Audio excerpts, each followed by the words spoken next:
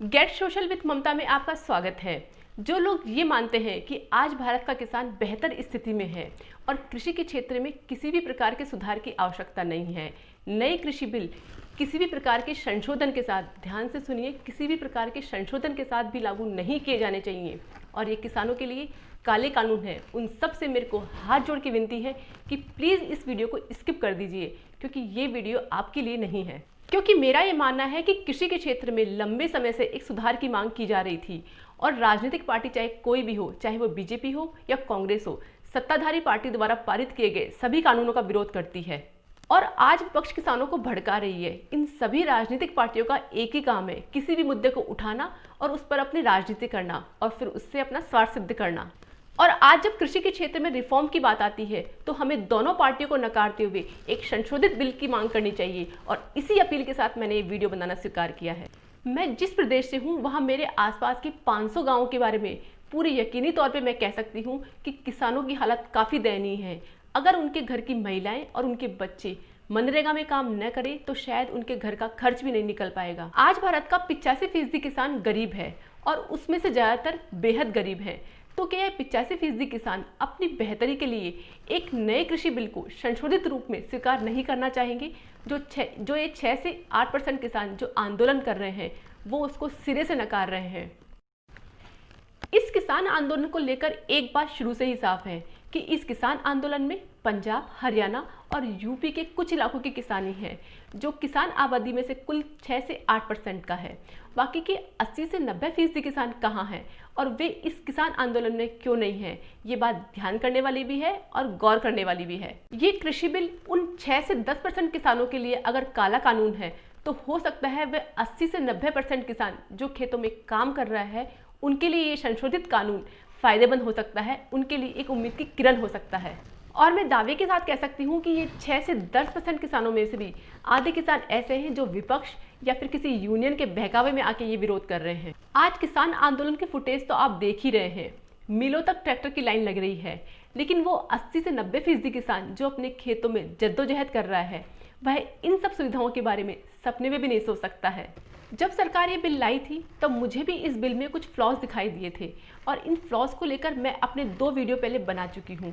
लेकिन आज जब सरकार इस बिल में संशोधन करने को तैयार है तो ये 6 से 8% किसान इस बिल को संशोधन के साथ स्वीकार क्यों नहीं कर रहे हैं और क्यों वे मांग कर रहे हैं कि इस बिल को पूरा ही रद्द कर दिया जाए, जबकि हम सब जानते हैं कि कृषि के क्षेत्र में सुधार की आवश्यकता बेहद जरूरी है। इन 70 सालों में पहली बार कृषि के क्षेत्र में आमूलचूल परिवर्तन होने की संभावना आई है। सरकार द्वारा लाए गए इस बिल के मूल स्वरूप में कुछ फ्लॉज थे और कुछ बातों को यहाँ पे साफ नहीं किया गया था। हो सकती थी कि वे बातें आगे जाकर किसानों के लिए मुसीबत बन सकती थी, लेकिन आज जब 5 दौर की वार्ताएं हो चुकी हैं और सारे मुद्दे सरकार ने साफ कर दिए हैं तो फिर किसान इस बिल को संशोधन के साथ स्वीकार क्यों नहीं करना चाह रहे हैं? आंदोलन करने वाले ही किसान संगठन और विपक्ष ये मानने को तैयार क्यों नहीं है कि इस नए संशोधित बिल से उस बेहद गरीब किसान का कुछ भला हो सकता है जो सारे उठापटक से दूर अपने खेतों में अपनी जीविका के लिए जद्दोजहद कर रहा है। इस बिल में संशोधन के बाद जो स्थिति पैदा होगी उसको हम एक एग्जाम्पल से समझ सकते हैं।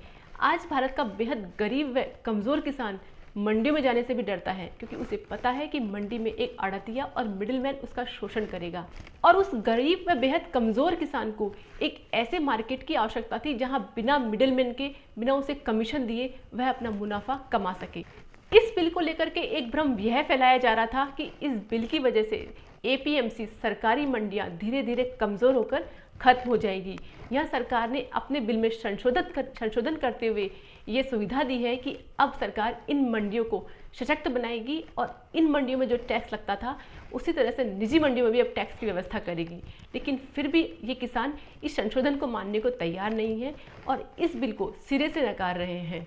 सरकार इस नए बिल में संशोधन करते हुए अब ये स्वीकार कर चुकी है कि जिस तरह से सरकारी मंडियों में टैक्स देना होता था राज्य सरकार को, उसी तरह से अब निजी मंडियों में भी टैक्स की व्यवस्था चालू की जाएगी, जिससे कि राज्य सरकारों को जो रेवेन्यू मिलता था वह बाद में भी इसी तरह से मिलता रहेगा। अब सरकार स्वीकार कर चुकी है कि वह इन सरकारी एपीएमसी मंडीज को अधिक सशक्त बनाएगी। और मेरा सरकार से एक निवेदन है कि इन हर पंचायत समिति में एक एपीएमसी मंडी खोली जाए, जिससे कि उस बेहद गरीब व छोटे किसान को अपने खेतों के बाहर ही अपनी फसल बेचने का एक बेहतर विकल्प मिल सके। और इसी एक एग्जाम्पल को लेकर आप समझ सकते हैं कि सरकार इस नए बिल में संशोधन करके इस बिल को किसानों के लिए कितना उपयोगी बनाना चाहती है। अगर ये बिल संशोधन के साथ पास होता है तो मैं यकीनी तौर पे कह सकती हूँ कि ये 80 से 90% किसान जो इस वक्त खेतों में काम कर रहा है उसके लिए बेहद उपयोगी साबित होगा। आज इस विरोध को लेकर के मुझे एक वाकया याद आ रहा है। जिस समय राज्यसभा में ये बिल पास हुआ था तो मुझे और मेरे जैसे ही कई अन्य लोगों को लगता होगा कि सरकार को इस बिल को इस तरह से पास करवाने की क्या जल्दबाजी है। उस समय सदन की गरिमा को तार तार कर दिया गया था, जिस तरह से माइक तोड़े गए और किताबें फाड़ी गई। और आज इस विरोध और भारत बंद को देख करके लग रहा है कि ये 6 से 10% किसान उस बिल को राज्यसभा से कभी पास नहीं होने देते, जिसमें उस 80 से 90% किसान का भला हो रहा हो। और अंत में मेरी आप सबसे यही अपील है कि इस नए संशोधित कृषि बिल का समर्थन कीजिए, जिससे कि भारत जैसे कृषि प्रधान देश का किसान किसी भी तरह से आत्महत्या करने को मजबूर न हो। धन्यवाद।